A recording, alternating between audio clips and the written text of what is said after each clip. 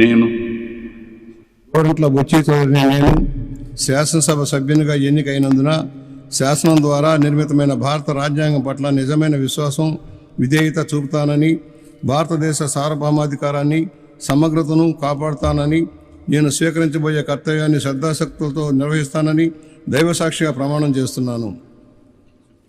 నేను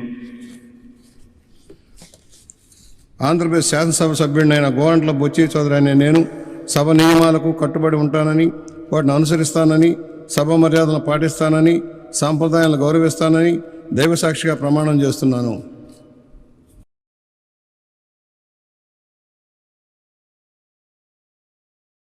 ఈ వీడియో కానీ మీకు నచ్చినట్లయితే లైక్, కామెంట్, షేర్ చేయండి. మరిన్ని అప్డేట్స్ కోసం సబ్స్క్రైబ్ చేయండి.